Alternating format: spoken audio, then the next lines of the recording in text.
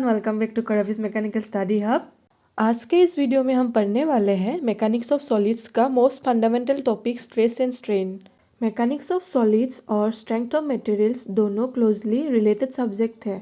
Mechanics of solids mainly एक theoretical subject है और स्ट्रेंथ ऑफ मटेरियल ज़्यादा प्रैक्टिकल और न्यूमेरिकल बेस्ड सब्जेक्ट है, और ये मैकेनिकल और सिविल इंजीनियरिंग के लिए दोनों के लिए कॉमन सब्जेक्ट है। इसमें दोनों ब्रांच के लिए कॉन्सेप्ट सेम होता है, बस एप्लीकेशन ब्रांच के हिसाब से चेंज होता है।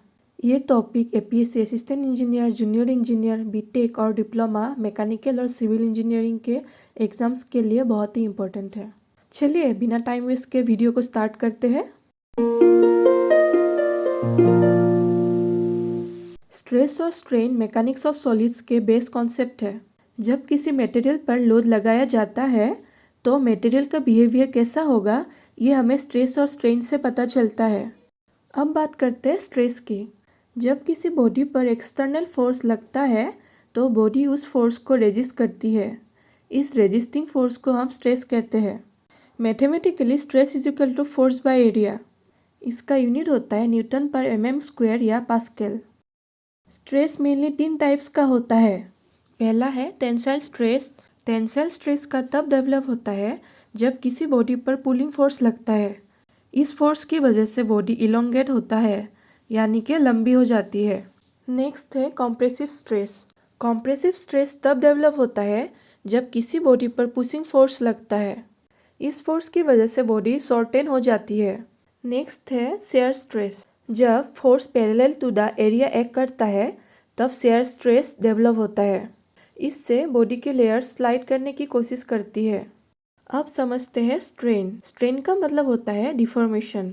जब लोड लगता है और बॉडी की लेंथ चेंज होती है तो उस चेंज को स्ट्रेन कहते हैं। स्ट्रेन का फॉर्मूला है change in length bye original length. और इम्पोर्टेंट बात यह है कि स्ट्रेन का कोई यूनिट नहीं होता है।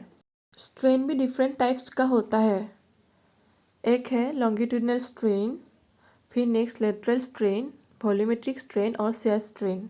ओरिजिनल लेंथ के रेस्पेक्ट में लेंथ चेंज होने पर होने वाले स्ट्रेन को लॉन्गिट्यूडनल स्ट्रेन कहते हैं। फिर है डायमीटर या विड्थ चेंज होने पर होने वाले स्ट्रेन को लेटरल स्ट्रेन कहते हैं, और वॉल्यूम चेंज होने पर होने वाले स्ट्रेन को वॉल्यूमेट्रिक स्ट्रेन कहते हैं, और एंगुलर डिफॉर्मेशन के केस में होने वाले स्ट्रेन को शेयर स्ट्रेन कहते हैं। इलास्टिक लिमिट के अंदर स्ट्रेस डायरेक्टली प्रोपोर्शनल होता है स्ट्रेन के। इस रिलेशनशिप को हम स्ट्रेस स्ट्रेन कर्व के थ्रू समझते हैं। यही कॉन्सेप्ट हुक्स लॉ का बेस है। ये स्लाइड बहुत ही इम्पोर्टेंट है। माइल्स स्टील के स्ट्रेस स्ट्रेन कर्व में ये पॉइंट्स आते हैं: proportional limit, elastic limit, yield point, ultimate stress और ब्रेकिंग पॉइंट। एग्जाम में कर्व बेस्ड क्वेश्चन जरूर आते हैं। हुक्स लॉ कहता है within elastic limit stress proportional to strain. Mathematically stress by strain is equal to constant. इस constant को हम कहते हैं यंग मॉडुलस। लॉन्गिट्यूडनल स्ट्रेस और लॉन्गिट्यूडनल स्ट्रेन के रेशियो को यंग मॉडुलस कहते हैं जब मटेरियल इलास्टिक लिमिट के अंदर हो। यंग मॉडुलस का फॉर्मूला है longitudinal stress by longitudinal strain. Young modulus का यूनिट है न्यूटन पर मीटर स्क्वायर। अब कुछ इंपॉर्टेंट एमसीक्यूज डिस्कस करते हैं। पहला एमसीक्यू है स्ट्रेस इज डिफाइंड एज। इसका करेक्ट आंसर होगा option B, force by area. Stress का मतलब होता है internal resisting force per unit area, इसीलिए करेक्ट फॉर्मूला होगा force by area. Next question है यूनिट ऑफ स्ट्रेस इज। इसका करेक्ट आंसर होगा option C, newton per mm square. अब नेक्स्ट क्वेश्चन है स्ट्रेन हैज। इसका करेक्ट आंसर होगा no unit. Strain का कोई यूनिट नहीं होता है। अब नेक्स्ट क्वेश्चन है which stress is produce due to pulling force. इसका करेक्ट आंसर होगा option C, tensile. Next question है Hooke's law is valid up to. इसका करेक्ट आंसर होगा इलास्टिक लिमिट। हुक्स लॉ तब तक वैलिड होता है जब मटेरियल अपने ओरिजिनल शेप में वापस आ सके। ये कंडीशन होती है इलास्टिक लिमिट तक, उसके बाद परमानेंट डिफॉर्मेशन हो जाता है। अब नेक्स्ट क्वेश्चन है Young modulus is the ratio of. इसका करेक्ट आंसर होगा option B, stress by strain.